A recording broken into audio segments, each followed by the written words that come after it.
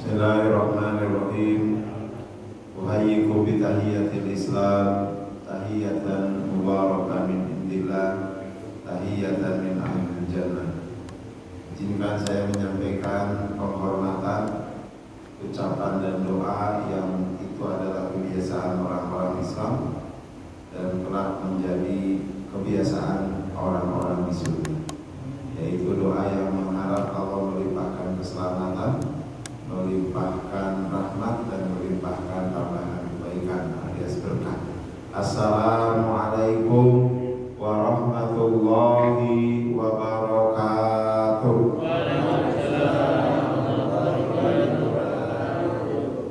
Alhamdulillah alladzi alafa baina qulubina fa asbahna bi ni'matihi ikhwana wallahu alladzi anzala al-Qur'an hudan linnasi wa bayyinatin minal huda wal furqan. Asyhadu an la ilaha illallah wahdahu la syarika lah wa asyhadu anna Muhammadan abduhu wa rasuluhu la nabiyya ba'dah.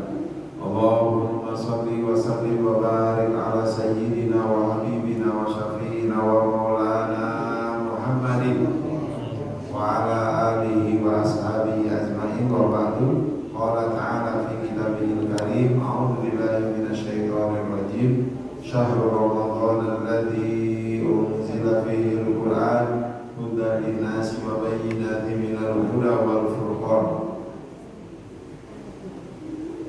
Faman syahida minkum syahra falyasum wa man kana maridan aw ala safarin fa iddatun min ayyamin ukhra. Yuridu Allahu bikumul yusra wa la yuridu bikumul usra wa litukmilul iddata wa litukabbirullaha ala ma hadakum wa la'allakum tashkurun. Shadaqallahul adzim. Segenap pengurus DKM dan jajaran jamaahnya Masjid Al-Muhajirin, bapak-bapak, ibu-ibu dan para pemuda yang dirahmati Allah, yang saya cintai dan saya banggakan, bersyukur kepada Allah Subhanahu wa Ta'ala di pagi ini kita bisa bertemu kembali dalam menambah ilmu, bertadabbur ayat-ayat Al-Quran. Mudah-mudahan Allah memberikan ilmu yang bermanfaat dan kita diberikan kekuatan untuk mengamalkan ilmu tersebut sehingga selama kita di dunia bahagia kita di akhirat. Amin. Amin. Bapak Ibu rahimahullah, di antara ayat berkaitan dengan Ramadan, dengan puasa, adalah ayat yang membahas tentang diturunkannya Al-Quran. Ada di surat Al-Baqarah ayat 185, dua ayat setelah Allah mewajibkan puasa, di ayat 185. Bagaimana ayat 185 firman Allah, Syahrul Ramadan alladzi unzila fihi al-Quran. Bulan Ramadan adalah bulan yang diturunkan di dalamnya Al-Quran. Hudan linnas wa bayyinatin minal huda wal furqan. Di mana Al-Quran sebagai petunjuk bagi manusia, sebagai penjelas atas petunjuk tadi, dan sebagai pembeda. Sehingga dengannya kita akan mendapatkan arahan hidup, dengannya kita mendapatkan penjelasan hidup, dan dengan Al-Quran pula kita bisa membedakan mana yang hak, mana yang batil, mana yang salah, mana yang benar, mana yang selamat, mana yang celaka.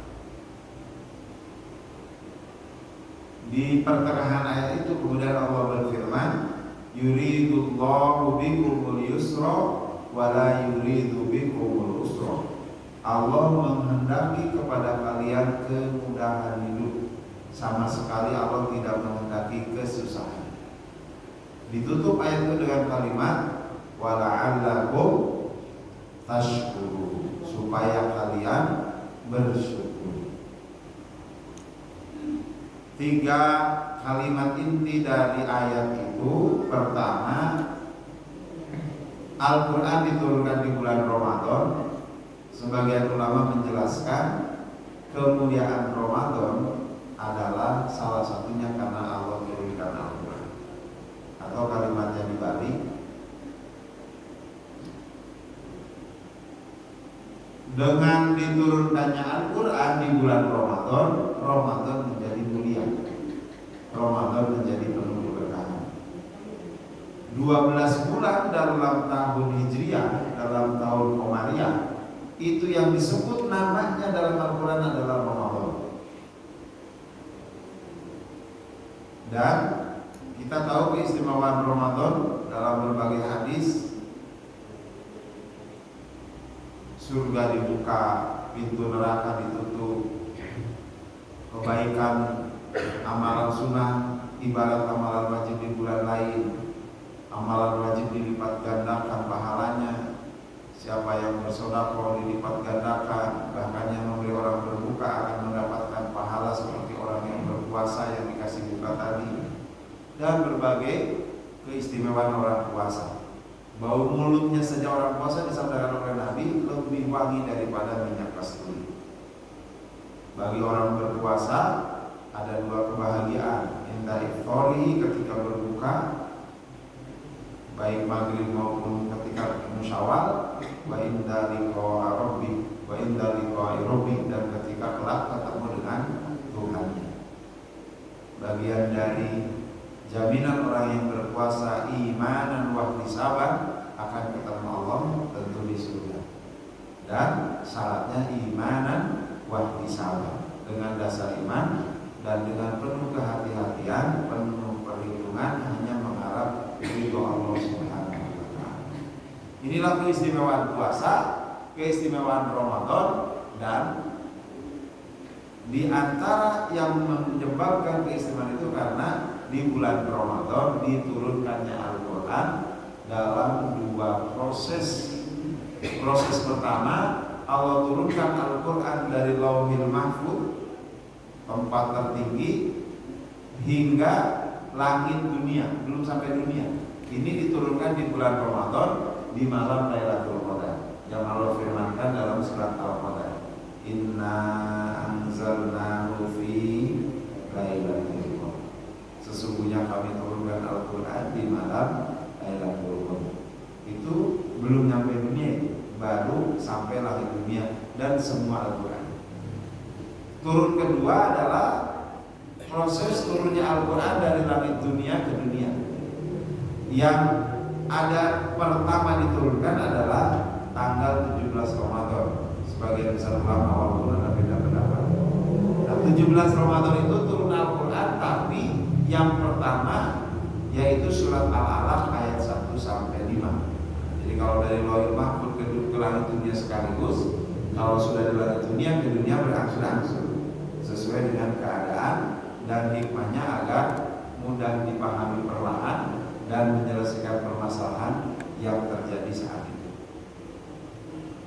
Karena zaman jahiliyah banyak orang menyebut nama Allah tapi tidak ma'rifatullah Allah sebagai Rabb, maka yang pertama diturunkan adalah Al-Alaq. Iqra bismi rabbikal ladzi khalaq. Bacalah dengan menyebut nama Rabbmu, nama Tuhanmu, nama penciptamu, nama pengaturmu, nama pengurusmu, nama Tuhan yang mengatur alam semesta, yang menciptakan alam semesta, yang menciptakan kalian. Itulah ayat yang pertama turun karena yang dihadapinya kaum jahiliyah yang keliling Ka'bah mengikuti ajaran Nabi Ibrahim, tapi penyimpangannya banyak sekali. Habis keliling Ka'bah menyembah berhala, habis keliling Ka'bah melakukan sesembahan berbagai berhala-berhala. Maka walaupun mereka kalau bersumpah menyebut nama Allah, wallahi demi Allah, tapi mereka tidak mengenal Allah dengan sebenarnya, maka diperlukan yang meluruskan mereka yaitu Nabi Muhammad SAW, dan bekal pertamanya adalah surat Al-Alaq agar mereka mengenal Allah, agar mereka mengenal dirinya. Iqra wa rabbukal akram alladzi 'allama bil qalam 'allamal insana ma lam ya'lam. Jadi ada konsep ma'rifatullah, mengenal Allah, ada konsep ma'rifatul insan. Turunnya Al-Quran di bulan Ramadan di tanggal 17 Ramadan, turun pertama dari langit dunia ke dunia membuat Ramadan menjadi mulia. Apa hikmahnya bagi kita? Kalau bulan saja berhubungan dengan Al-Quran menjadi mulia, apalagi manusia. Artinya siapa yang ingin mulia, banyaklah berhubungan, banyaklah berinteraksi dengan Al-Quran. Rasulullah SAW bersabda, khairukum man ta'allama al-Qur'ana wa 'allamahu. Sebaik-baiknya kalian adalah yang belajar Al-Quran dan mengajarkannya. Pak, saya belum bisa baca, gimana? Belajarnya mengenal huruf Arab karena Al-Quran dari bahasa Arab. Mengenal a, ba, ta, sa, mengenal huruf ba, da, la dan selanjutnya dalam rangka mempelajari bacaan Al-Quran, maka itu akan mulia karena itu bagian dari proses belajar Al-Quran. Pak, saya sudah bisa kalau baca ayat itu mah, baca Quran juga bisa. Bagaimana biar lebih mulia? Baca Al-Quran, bacaannya diperbaiki, ikuti program tahsin. Pak, saya sudah tahsin, saya ingin mulia gimana? Terus baca Al-Quran setiap hari. Kalau waktu masih terbata-bata sehari setengah juz, sekarang 1 juz, sekarang 2 juz, apalagi di bulan Ramadan. Maka itulah jalan menuju kemuliaan diri kita ketika kita berinteraksi dengan Al-Quran. Lebih dari itu, Pak, sudah tahsin, sudah biasa baca, naik kepada proses belajar Al-Quran berikutnya yaitu menghafal. Naik lagi ke proses berikutnya yaitu mempelajari isinya. Pak, saya menghafal itu belum ingat sudah lupa karena sudah tua. Belum ingat sudah lupa. Membaca, menghafal yang satu, naik lagi, lupa lagi. Saya mendingan mempelajari isinya. Mempelajari isinya bagian dari mempelajari Al-Quran, maka itu pula yang akan menambah kemuliaan kita. Karena Al-Quran tidak bakal bisa diamalkan kalau kita tidak mempelajari isinya. Maka berdasarkan pendapat para ulama, justru yang lebih mulia dalam interaksi dengan Al-Quran selain membacanya, selain menghafalnya, selain melakukan peningkatan kualitas bacaan adalah mempelajari isinya untuk diniatkan beramal berdasarkan Al-Quran. Ada buku baru, bukunya sudah lama tapi diterjemahkan baru, judulnya Gurbatul Quran, keterasingan Al-Quran. Ini perlu saya sampaikan karena menarik buku ini mengingatkan kita semua. Gimana ada ulama berpendapat keterasingan Al-Quran? Karena sekarang Al-Quran itu sebagian asing di hadapan umat Islam. Gimana asingnya? Padahal Al-Quran dibacakan di masjid-masjid, baik mau subuh atau mau Jumatan atau menjelang waktu azan sholat fardu. Asingnya gimana? Bacaan itu nyaris tidak mempengaruhi hati orang yang mendengarnya. Bacaan berkumandang, tapi hanya tahu itu Al-Quran, asing bagi hati yang mendengarkannya. Asing yang kedua, kok bisa asing Pak? Kan Al-Quran banyak di lemari, banyak di rak-rak buku setiap rumah kaum muslimin. Karena Al-Quran yang ada di rak, ada di lemari itu nyaris jarang dibuka. Kalaupun yang membuka belum tentu ada 50% dari kaum muslimin. Kalau yang membuka 50%, berarti yang 50% masih asing dengan Al-Quran. Belum lagi nanti yang membaca pun sebagian masih asing. Kita masih baru mengenal hurufnya.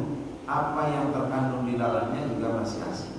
Maka pengarang dan penerjemah buku Gurbatul Quran mengingatkan kepada kita jangan sampai kita asing dengan Al-Quran. Maka terus bacalah, terus pelajarilah, terus pahami isinya agar kita bisa mengamalkan isinya, agar tidak terjadi keterasingan Al-Quran di dalam diri kita. Bapak Ibu hadirin sekalian, mari di pagi ini kita ikuti panduan Allah dan Rasulnya. Siapa yang ingin menjadi orang yang mulia, orang yang baik adalah yang belajar Al-Quran dan mengajarkannya. Mengajarkannya berarti mengajarkan baca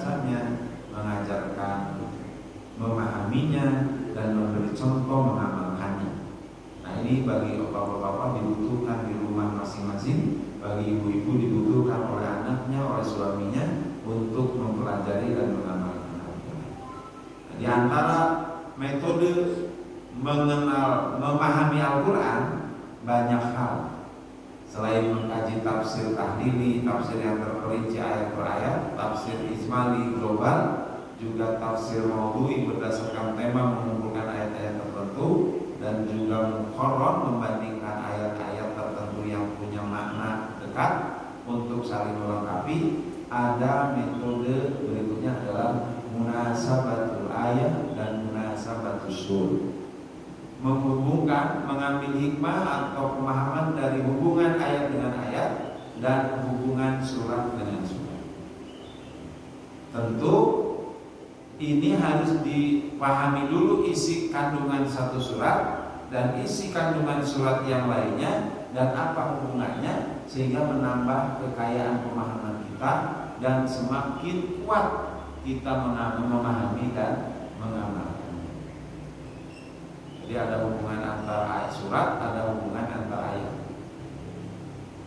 Tentu kalau hubungan antara ayat kita harus memahami benar ayat sebelumnya dan ayat sesudahnya, sehingga hubungannya kita tahu. Dalam di pagi ini saya akan beri contoh beberapa hubungan surat dengan surat.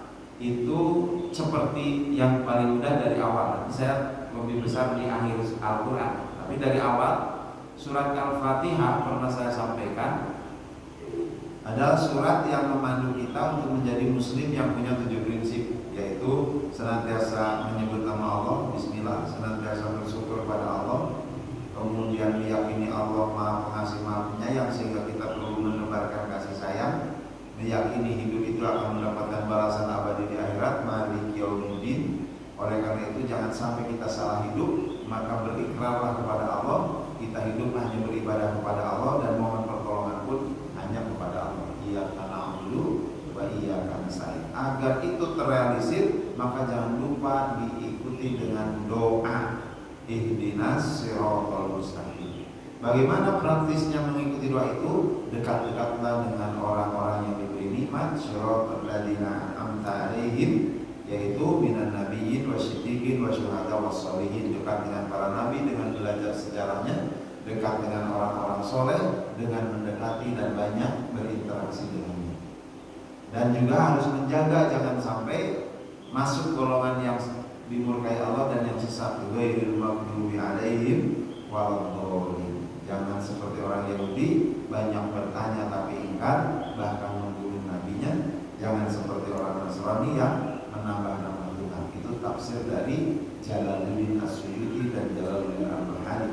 Al-Maghdub wal Yahud, Al-Dhalim wal Nasr. Dan banyak orang-orang dari lain yang masih mendatangi perdukunan, masih menambah sesembahan lain, percaya ke benda-benda yang dianggap memiliki kekuatan, tidak ada benda itu tidak kuat. Nah itu juga Al-Dhalim. Surat Al-Fatihah, ketika kita berdoa ihdinas siratal mustaqim, ya Allah berilah kami petunjuk ke jalan yang lurus. Perhatikan ada kalimat ihdi. Ihdi itu dari hada yahdi. Hada memberi petunjuk, yahdi sedang atau akan memberi petunjuk. Ihdi berilah aku petunjuk, berilah kami ihdina, berilah petunjuk kepada kami. Hubungannya dengan surat berikutnya, surat Al-Baqarah, karena kita meminta petunjuk kepada Allah, Allah jawab di awal Al-Baqarah, dzalikal kitabu la raiba fihi hudan lil muttaqin. Kitab Al-Quran yang tidak ada keraguan di dalamnya ini menjadi petunjuk bagi orang-orang yang bertakwa. Artinya apa? Ketika kita minta petunjuk di surat Al-Fatihah agar berada di jalan yang lurus, Al-Quranlah jawabannya. Kitab Al-Quran inilah sebagai petunjuk. Maka konsekuensinya apa? Doa kita dalam surat Al-Quran, dalam Al-Fatihah ihdinas siratal mustaqim, diikuti dengan membaca dan mempelajari surat berikutnya sampai ada dari Al-Baqarah sampai Anas. Karena petunjuk yang kita minta itu ada di dalam Al-Quran. Dzalikal kitabu la raiba fihi hudan lil muttaqin. Itu salah satu hubungan sederhana. Dari sisi makna globalnya, kalau Al-Quran di surat Al-Fatihah itu memberi pedoman sebagai muslim yang punya prinsip yang luar biasa, ingat kepada Allah terus, bersyukur kepada Allah terus, berdoa kepada Allah hingga ingin ditunjukkan jalan yang lurus, itu lebih bersifat sebagian besarnya kepada peningkatan kualitas pribadi. Nah, kalau di surat Al-Baqarah itu 286 ayat itu Allah memandu dari mulai pribadi, dari mulai keluarga hingga bermasyarakat, itu dipandu di surat Al-Baqarah. Apa hubungannya? Pribadi yang baik itu tidak akan menghadirkan kemanfaatan kalau dia tidak terjun ke masyarakat. Maka hubungannya surat Al-Fatihah yang memandu diri menjadi orang baik akan bermanfaat kalau dia terjun ke masyarakat. Ini salah satu hubungan makna hubungan. Nanti hubungan berikutnya dengan surat Ali Imran, keluarga Imran. Ada pelajaran akidah, ada pelajaran keluarga, dan ada contoh-contoh keluarga dalam surat Ali Imran. Apa hubungannya? Pribadi mau sukses bermasyarakat itu tidak bakal sempurna kesuksesannya kalau dia tidak berkeluarga dengan baik. Maka konsekuensinya pribadi yang baik sukses bermasyarakat itu dia harus memperbaiki keluarganya. Surat Al-Imran, surat Al-Baqarah dan surat Al-Fatihah, Al-Baqarah dan Al-Imran ada hubungan yang erat, yang kuat, yang itu akan semakin memandu kita untuk memahami dan mengamalkan. Kalau mempelajari surat Al-Baqarah dan Al-Imran tentu panjang, tapi insya Allah kita niatkan. Mudah-mudahan di waktu yang akan datang kita dapatkan. Nah sekarang mari kita perhatikan surat-surat pendek dari 101, biar ingatnya mudah. 101 itu surat Al-Qari'ah. Kita kaji isinya, kita perhatikan hikmah hubungan dengan surat-surat berikutnya. Bapak Ibu sekalian, ini menariknya surat di juz 30, di juz Amma itu pendek-pendek. Namun kalau Al-Fatihah itu mengandung isi Al-Quran, nah kalau ayat-ayat akhir itu walaupun turunnya sebagian awal-awal di Mekah, tapi Allah susun di akhir-akhir itu sebagai penguat dan pengingat surat-surat sebelumnya. Contoh di surat 101, surat Al-Qari'ah, hari kiamat. Ayat keduanya ditanya lagi, mal qari'ah, apakah hari kiamat itu? Wa ma adraka mal qari'ah, dan tahukah kamu apakah hari kiamat itu? 3 kali disebutkan oleh Allah. Apa hikmahnya? Bapak Ibu sekalian, kalau kita punya anak kecil, ingin kita kasih tahu betapa bahayanya pisau atau hati-hati bermain pisau. Itu bukan tidak boleh memegang pisau dan tidak boleh mengenal pisau, justru harus lebih mengenal pisau. Sehingga apa kewajiban orang tua? Kenalkan pisau dengan sebenar-benarnya ke anak. Nah, ini pisau yang atas tumpul, yang bawah tajam. Hati-hati kalau memegang, jangan yang bawahnya. Ini pisau kalau ditekan, ditarik, yang kena dengan yang bagian tajamnya itu akan sobek, kalau kena ke kulit bisa berdarah. Ini pisau, fungsinya untuk mengiris, fungsinya untuk memotong. Jangan sampai kau dekatkan yang tajam ini ke tubuh, ke tangan, apalagi ke jari. Hati-hati ya ini pisau. Diulang-ulanglah pisau dan apa yang berhubungan erat dengan pisau. Kenapa? Agar anak kita tahu, memahami pisau, sehingga hati-hatilah dengan pisau. Seolah-olah demikian Allah mengingatkan kiamat kepada kita. Al-Qari'ah, hari kiamat, hari keguncangan, hari kedahsyatan. Diulang lagi, Mal-Qari'ah, apakah hari kiamat itu? Wa ma adraka mal-Qari'ah, dan tahukah kamu apakah hari kiamat? Satu isi surat sudah menarik karena Allah ulang-ulang 3 kali tentang kiamat, dan ternyata ini adalah pengingat dari bahasan kiamat yang sudah disusun, yang sudah disebutkan di surat-surat sebelumnya. Saya pernah menyampaikan hampir 10 surat yang berjudul dan membahas kiamat. Ada surat Al-Waqi'ah, surat 56. hari bakal terjadi kiamat. Ada surat Al-Haqqah, surat ke-68. 69. Al-Haqqah, hari benar-benar terjadi. Mal-Haqqah. Tahu apakah hari Al-Haqqah itu? Kiamat yang bakal terjadi itu. Kadzabat Samudu wa 'adun bil qari'ah. Barulah Allah mengingatkan dulu kaum Samud dan kaum 'Ad mendustakan kiamat. Maka diingat lagi di ayat surat 101 Al-Qari'ah, Al-Qari'ah. Agar apa? Agar kita jangan seperti kaum Samud dan jangan seperti kaum 'Ad yang tidak percaya dengan kiamat. Memang ada apa nggak percaya? Banyak. Jangankan orang non muslim, orang yang di KTP-nya muslim saja masih ada yang ribut ngomongin kiamat menghayal, kayak pernah aja ke alam kubur. Ya Pak, kalau yang pernah dengar dan pernah baca sih karena tahu itu terbukti bahwa ada orang yang sudah diungkap-ungkap kiamat berkali pun ada yang tidak percaya, yang padahal nggak punya muslim. Yang berikutnya setelah surat Al-Waqi'ah, surat Al-Haqqah, surat ke-75, surat Al-Qiyamah. Namanya saja sudah Al-Qiyamah. Nanti masuk ke surat ke juz amma An-Naba, berita besar di antaranya tentang kiamat. Masuk ayat berikutnya setelah Abasa Al-Infitor, pecah belahnya langit. Masuk Al-Insyiqaq, kehancuran langit dan bumi. Sampai 99, surat 99 Al-Zalzalah, kegoncangan dunia. Idza zulzilatil ardu zilzalaha. Bicara apa itu? Kiamat.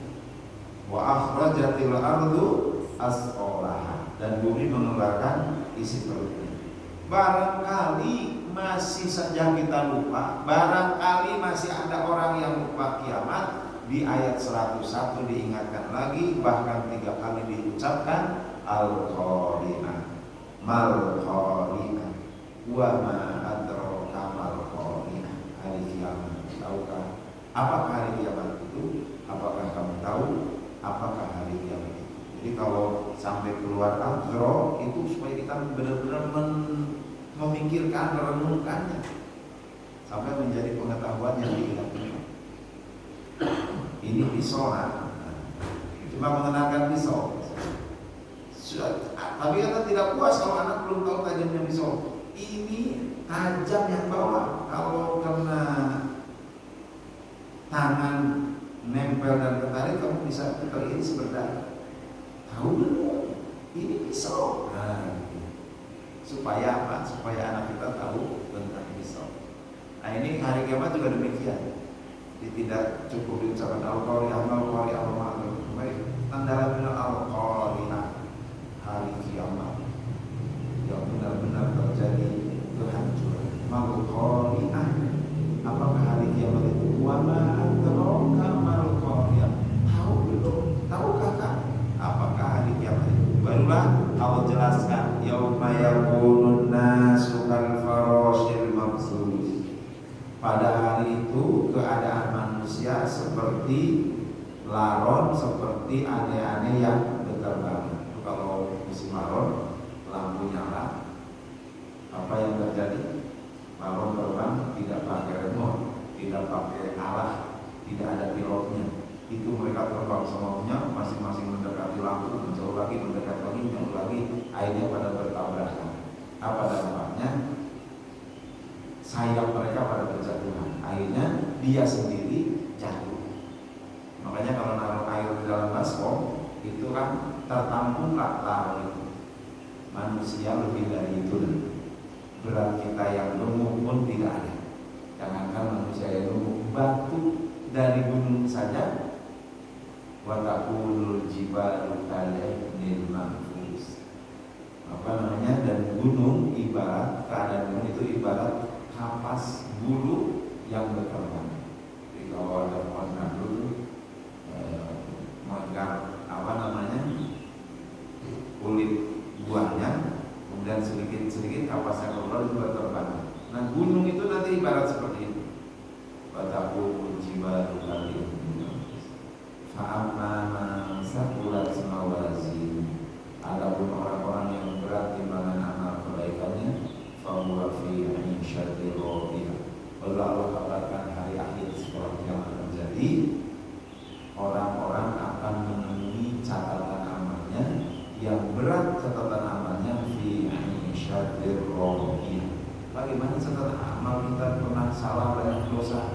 Kalau kita rajin mohon ampun, minta maaf kepada sesama teman, kepada sesama manusia, maka insya Allah itu diampuni sehingga bersih dosanya dan amal kebaikannya dilipat gandakan. Nah maka Ramadan itu bagian dari upaya itu. Ramadan itu hadir untuk membakar dosa-dosa kita. Mana arti Ramadan itu kan membakar dosa-dosa kita, sehingga doa-doa yang kita panjatkan itu doa mohon ampunan. Allahumma inni as'aluka ridhoka wal jannah wa ridhoka dan surgamu wa na'udzubika min syakhatika wan nar. Aku berlindung dari kemurkaanmu dan dari api neraka. Allahumma innaka afuwwun karim. Ya Allah, Subhanahu Engkau Maha Pengampun dan Maha Mulia. Itu tidak bermakna kita mohon ampunan. Tuhibbul afwa, Engkau mencintai ampunan, fa'fu anna. Engkau fa'fu anni, kalau bersama-sama fa'fu anna, maafkanlah kami. Kalau sendirian fa'fu anni, maafkanlah kami. Ini yang diulang-ulang oleh Rasulullah. Tentu selain bacaan-bacaan istighfar yang lain, astagfirullahaladzim, wabil asharihum yastaghfirun, waktu sahur banyaklah mohon ampun, astagfirullahaladzim, Allahumma anta rabbi la ilaha illa anta khalaqtani wa ana abduka wa ana ala amrika wa wa'dika mastaqatu wa abudu laka bi ni'matika wa abudu bidzanbi. Aku mengakui dosa-dosaku. Faghfirli, ampunilah. Innahu la yaghfiru dzunuba illa anta. Karena kami yakin sesungguhnya tidak ada yang bisa mengampuni dosa kecuali Engkau ya Allah. Akui dosa kita, mohon ampun kepada Allah, maka dosa kita akan hapus. Sehingga ketika kita nanti menghadapi hari akhirat itu, dosa-dosa kita diampuni oleh Allah, bersih, dan catatan kebaikan kita dilipat gandakan pahalanya, maka fahuwa fi 'ishatir radiyah. Tapi kan tidak semua orang seperti itu. Kadang kita juga lupa, dosa banyak, istighfar kurang. Maka jangan sampai kita masuk golongan yang berikutnya. Wa amman khaffat mawazinu. Ada orang-orang yang ringan timbangan amal kebaikannya, sudah meringan, dosanya tidak pernah tidak mohon ampun. Artinya lebih banyak dosanya. Fa ummuhu hawiyah, maka tempatnya adalah neraka hawiyah. Ini hawiyah ini penting untuk dipahami. Maka Allah tanyakan, wa ma adraka ma hiya, dan tahukah kamu apakah hawiyah itu? Narun hamiyah, api yang menyalanya api neraka yang paling ringan adalah ketika kena kaki manusia yang masuk neraka, kepalanya mendidih. Itu yang dibahasakan oleh Nabi Muhammad, bagaimana dengan pamanmu Abu Thalib yang banyak menghilang, ya karena memang tidak berserah diri, tidak mendapatkan hidayah, tidak mendapat hidayah, maka neraka. Tapi apa siksanya ringan dibanding yang lain. Gimana ringannya? Apinya kena kaki, kakinya kena api neraka, kepalanya mendidih. Itu yang ringan. Bagaimana yang lain? Alhamdulillah. Gambaran lainnya dijelaskan. Orang yang kena neraka itu kena api, badannya meleleh, tulangnya meleleh, dijadikan lagi, meleleh lagi, dijadikan lagi, meleleh lagi. Tentu ini lebih dahsyat daripada yang kena kakinya kepala sendiri. Tentu kita tidak mau. Nah makanya surat Al-Qari'ah itu mengingatkan kita, jangan sampai kita mau ke neraka, atau jangan biarkan perjalanan hidup kita mengarahkan ke neraka. Maka banyaklah bertaubat, banyaklah beribadah, beramal soleh. Nah, kalau kita mengandalkan ilmu kita, mengandalkan waktu kita yang terbatas, yang sebagian besar juga banyak tidur, karena ternyata di bulan Ramadan yang banyak harus beraktivitas ibadah, ternyata asik juga dengan tidurnya. Jadi kalau haji ada haji tamattu, ternyata puasa pun ada puasa tamattu, kami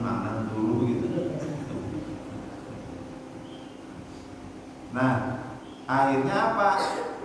Pahala kita ya terbatas juga, amal ibadah itu terbatas juga. Maka kita banyak mohon rahmat kepada Allah, dan Allah memberikan fasilitas satu malam yang apabila kita beramal sore di malam itu ibarat beramal 1000 bulan, 83 tahun, yaitu malam Lailatul Qadar. Makanya karena malam Lailatul Qadar itu adanya di 10 hari terakhir, itu tidak disebutkan malam kapannya. Maka Rasulullah yang dijamin masuk surga, Rasulullah yang dipelihara oleh Allah dari kemaksiatan, itu memberi contoh kepada kita, bersiap-siagalah untuk mendapatkan, untuk menggapai malam Lailatul Qadar. Dengan cara apa? Dengan cara beriktikaf di masjid di 10 malam terakhir. Sampai Aisyah tahu berita ini tuh kalau hampir Syawal itu nangis. Kenapa? Karena ingin nemuin Lailatul Qadar tapi belum tentu, karena mau berpisah dengan Ramadan yang sangat mulia, maka beliau menangis. Nah, ibu-ibu di Indonesia juga banyak, ya tahu di sini.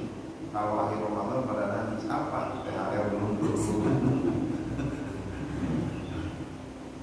Anaknya mereka beli baju belum, gitu. Pak kue masih kurang. Sama nangisnya dengan Aisyah beda konteks penyebabnya. Nah, mudah-mudahan penyampaian pagi ini mengingatkan kita. Jadi kita harus lebih menangis karena akan berpisah dengan Ramadan. Sekarang sudah 22, jadi tinggal 7 atau 8 hari lagi kita akan berpisah dengan Ramadan. Manfaatkan yang 7 hari atau 8 hari ini agar benar-benar kita makin meningkat amal solehnya, dan kita berharap mudah-mudahan kita ketemu dengan Lailatul Qadar dalam keadaan kita beramal yang diterima oleh Allah di malam. Di antaranya iktikaf. Kalau Rasulullah itu di masjid terus, ya malam paling tidak kita ya malamnya. Lanjutkan di surat Al-Qari'ah itu kembali kita diingatkan tentang kiamat. Surat 102-nya adalah surat At-Takasur, bermegah-megahan, berbanyak-banyakan. At-Takasur itu Takasur itu banyak. Jadi banyak yang dimaksud adalah berbanyak-banyakan itu banyak. Ada orang yang memperbanyak urusan dunia, yang bermegah-megahan, ngumpulin rumah, ngumpulin mobil, sudah beli mobil ini bisa ada mobil baru, beli lagi, ada mobil baru tapi yang di rumah sudah 3 nggak dipakai, satu jual beli mobil baru lagi, sibuk urusan mobil. Sudah kayak gitu ada perumahan baru, investasi lagi, beli lagi, sampai rumahnya 4, dia bahkan keliling 4 rumah itu. Luar biasa sibuknya. Sudah kayak gitu istrinya masih 1, di sana belum ada, nambah juga. Akhirnya sibuk dengan istrinya. Kalau lagi damai enak, kalau lagi pas gak damai dia bingung, tidur di sini nggak nyaman, di sana nggak nyaman, karena tujuannya hanya kemegahan saja. Nah, surat At-Takasur mengingatkan itu. Al-Hakumut Takasur, telah melalaikan kepada kalian kemegah-megahan, bermegah-megahan, memperbanyak urusan dunia. Nah, ini fakta, karena kan terjadi. Abu Jahal, Abu Lahab contoh hal itu. Merasa kaya, merasa megah, lupa diingatkan oleh Nabi Muhammad ikan. Fir'aun dengan kemegahannya, hartanya banyak, mengakui Tuhan, mengaku sebagai Tuhan. Itu lebih lalai lagi. Abraham demikian, Namrud demikian. Bahkan kalau Abraham itu saking lalainya, sejarahnya Abraham itu pertama mengkudeta kerajaan di Afrika. Dia kemudian mengambil alih, tapi karena dia posisinya sudah mengekspansi ke Yaman, maka dia bikin kerajaan di Yaman, membuat bangunan mewah, kerajaan asalnya juga dia kuasai. Tidak puas lagi, dia ingin menguasai dunia dengan mendapatkan perekonomian, maka dia melihat Ka'bah ini, banyak orang datang beribadah ke sana, maka dia ingin bangunan tempat ibadah yang menyaingi Ka'bah. Setelah itu terjadi, Ka'bahnya diserang. Harapannya apa? Ka'bahnya hancur, orang-orang nanti beralih beribadah ke Yaman. Maka dia bikin pasukan elit di menunggang gajah, dia naik di gajah yang paling besar, menyerang Ka'bah. Tapi Allah hancurkan. Nah ini apa latar belakangnya at-takasur? Ingin bermegah-megahan, lupa diri, terus memperkaya dunia, bahkan menjajah kemana-mana. Nah kita jangan sampai seperti itu, maka diingatkan di surat At-Takasur, diawali dengan surat Al-Qari'ah. Kenapa? Agar kita tidak lalai dunia, harus ingat kiamat. Kita nanti akan dibalas setelah kiamat kehidupan kita ini. Mau bahagia setelah kiamat yang abadi dengan amal soleh, atau mau celaka, itu diingatkan di hari surat Al-Qari'ah. Nah di surat At-Takasur lebih mengingatkan lagi, kebanyakan orang yang lupa hari kiamat, mereka tertipu oleh dunia. Sekali lagi, orang yang lupa dengan hari kiamat, tidak ingat iman dengan hari kiamat dan tidak mempersiapkan menghadapi kiamat, mereka tertipu dengan kehidupan dunia. Itu diingatkan di surat At-Takasur. Al-Hakumut Takasur. Ingatnya gimana? Hatta zurtumul maqabir, barulah kalau sudah masuk liang kubur. Ternyata harta yang dicari tidak ada yang menemani, istri yang cantik juga tidak menemani, hanya ngantar sampai ke liang lahat. Anak-anak yang dibiayai hidupnya, dikasih harta yang mewah hasil perjuangan bapaknya, juga tidak ada yang masuk liang lahat mau dikubur bareng. Setelah bapaknya terwujud, suruh 10 menit lagi misalnya. Kemudian anaknya juga menguburkan saja dan kemudian pulang lagi. Maka Imam Al-Ghazali menyampaikan ada 3 teman yang dekat dengan kita di dunia, tapi yang setia hanya satu. Pertama, harta yang kita cari itu bagian yang dekat dengan kita. Tapi apa yang terjadi kalau kita mati? Jangankan nemenin, ngantar saja tidak itu harta. Emang yang punya mobil Alphardnya sampai mendekati jalan, nggak apa-apa. Jabatan juga demikian. Yang kedua, istri dan anak yang dekat setiap kali bareng, curhatan dengan istri dan anak. Begitu meninggal ngantar, tapi setelah dikuburkan pulang juga. Tapi yang ketiga lah yang setia, yang di dunia terkadang kita nggak pasti demen. Apa itu? Amal soleh. Yang akan menemani kita itu bacaan Quran kita. Sementara kita baca Quran nggak pasti demen. Demenan melihat YouTube, TikTok dan WA. Astagfirullahaladzim. Yang akan nemenin padahal bacaan Al-Quran kita. Yang nemenin kita adalah sholat tahajud kita. Sementara sholat tahajud 2 rakaat, 4 rakaat sudah merasa sudah cukup 4 rakaat. Padahal kalau lagi nonton bola itu 1 jam setengah lebih, asik nggak terasa. Yang akan nemenin apa? Sholat tahajud kita, baca Al-Quran kita, dan amal sholat yang lain itu yang setia. Iqra'ul Quran fa innahu ya'ti yawmal qiyamah syafi'an li ashabihi. Bacalah Al-Quran karena nanti di hari kiamat dia akan menjadi penolong bagi sahabatnya. Disebutnya itu awalnya membaca, tapi disebutnya bukan pembacanya tapi sahabatnya. Sahabat Al-Quran apa yang dekat dengan Al-Quran, yang membela Al-Quran, yang mau mendapatkan peringatan dari Al-Quran, yang menerima nasihat dari isi Al-Quran, berarti mau membaca dan memahami.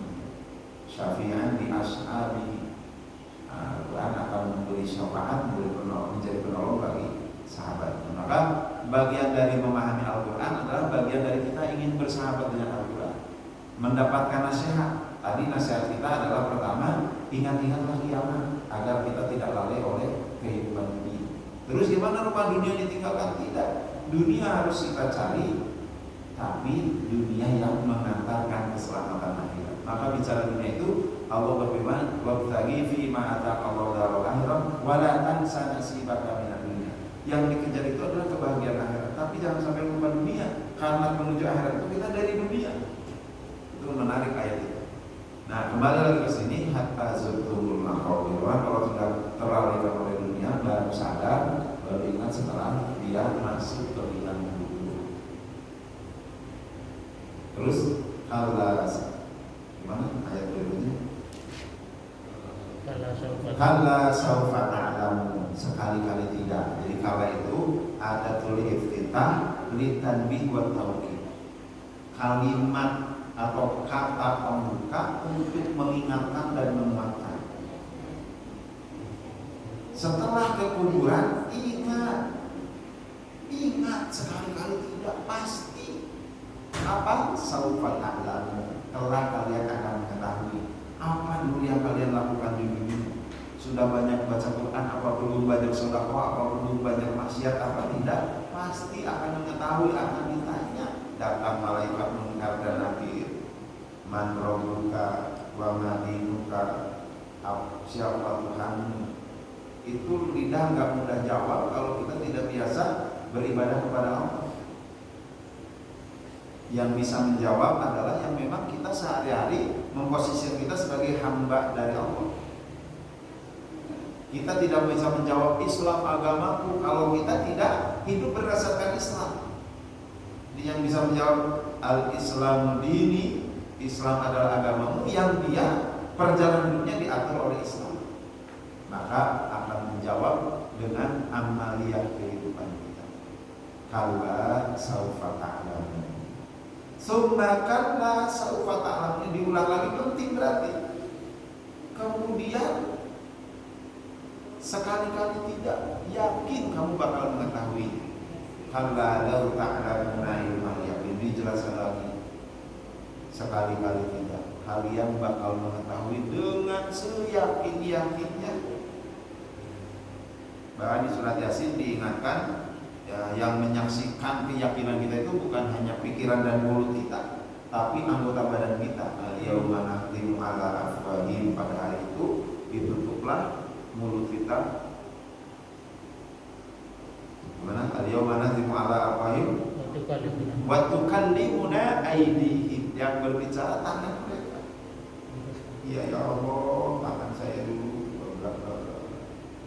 kalau baik ya bersaksi baik, berkata baik. Batashhadu arjulum, yang jadi saksi kakinya. Ini sebagai gambaran bahwa semua berfungsi untuk menyampaikan, melaporkan anggota tubuh kita itu telah melakukan apa dan bagaimana. Bima kanu yaksibun, terhadap apa yang diperbuatnya di dunia. Kala lau ta'lamuna ilmal yaqin. Apa ayat berikutnya? La tarawunna jahim, kalian yakin akan melihat neraka jahim. Orang-orang yang berdosa, orang-orang yang maksiat bukan hanya melihat, akan masuk. Alhamdulillah. Summa la tarawunna ainal yaqin, kemudian sungguh benar-benar kalian akan melihat neraka jahim itu dengan yakin. Summa la tus'aluna yawma idzin 'anil na'im, kemudian pasti kalian akan ditanya pada hari itu dari berbagai nikmat yang kalian dapatkan. Jadi yang tadi di awalnya banyak melalaikan, itu nanti akan dimintai pertanggungjawaban. Dulu dapat dari mana, untuk apa, bagaimana, itu nanti akan dimintai pertanggungjawaban. Nah, surat ini hadir setelah kiamat, setelah surat tentang kiamat, agar kita tidak lalai dengan ingat kiamat, tidak lalai kehidupan dunia, dan nikmat yang kita dapatkan benar-benar ditasarrufkan, diaktifkan untuk mencari keridhaan Allah sehingga kita selamat di akhirat. Nah, terakhir yang ingin saya sampaikan, surat berikutnya 102, 3, 104 Al-Asr. Supaya sukses setelah kita ingat kiamat, tidak terlalaikan oleh kehidupan dunia, agar produktivitasnya bagus, pastikan manfaatkan waktu sebaik-baiknya. Maka surat berikutnya tentang waktu, wal asr, demi waktu. Innal insana lafi khusr. Kalau kita tidak memanfaatkan waktu, rugi. Biar tidak rugi, perhatikan waktu kita dari waktu ke waktu, isi dengan kebaikan, tapi jangan lupa dasari dengan iman. Illal ladzina amanu, yang tidak bakal rugi adalah orang yang beriman. Wa amilus sholihat, dan isi waktu itu dengan amal sholih. Saya sampaikan sholih itu mencakup khair, mencakup makruh, dan mencakup ihsan. Berarti amal sholih itu amal yang di dalamnya kita diisi ibadah yang merasa dilihat oleh Allah, di dalamnya diisi ibadah yang beramal baik, bermanfaat bagi diri kita dan dari orang lain, dan juga amal itu juga mengandung makruh yang baiknya bukan hanya zahir secara fisik, tapi secara kasat mata, tapi baik secara batin. Jadi kalau kita sholat khair makruh hingga menjadi soleh, pertama pastikan sholat kita karena Allah. Yang kedua, pastikan gerakan yang nampak itu baik, rukunya benar, i'tidalnya benar, dan lain sebagainya, hatinya juga baik. Kita benar-benar sedang menghadap Allah. Bacaan yang kita baca itu pahami bahwa ini kita sedang mohon kepada Allah. Nah itu amal soleh, amal yang zahirnya baik, batinnya baik, dan tujuannya hanya mencari keridhaan Allah. Wa amilus sholihat. Agar makin sempurna, makin baik lagi, jangan lupa isi waktu untuk tambah ilmu, mau saling menasihati. Tawasau bil haq, tawasau bis sabr, saling menasihati dengan hak dan dengan sabar. Jangan merasa kapok ngasih nasihat ke istri, istri jangan kapok ngingetin suami, karena itu lapangan ibadah. Jadi tawasau bil haq, tawasau bil sabr, saling menasihati dengan hak, yang disampaikan kebenaran, caranya benar, dan harus sabar. Tidak ada bahasa dan istilah kapok, bosan, tidak ada. Karena itu adalah larangan ibadah. Istri saya atau suami saya udah diingatkan kayak gini, kok nggak keluar belum, biarin, jangan. Karena setiap kita melihat sesuatu, kalau itu baik kita bersyukur, itu kebaikan. Kalau kita melihat kekurangan, kita bersabar, itu kebaikan. Solusinya apa? Solusinya jadikan yang kita harap itu lahan ibadah. Kalau memang perlu nasihat, ya nasihati. Harusnya dengan hak dan dengan sabar. Itulah surat Al-Asr yang menjadi urutan ketiga setelah Al-Qari'ah. Hubungannya apa tadi? Al-Qari'ah mengingatkan kita bahwa kita akan menemui kiamat. Jangan sampai kita lupa kiamat sehingga kita tidak terlalaikan oleh kehidupan dunia.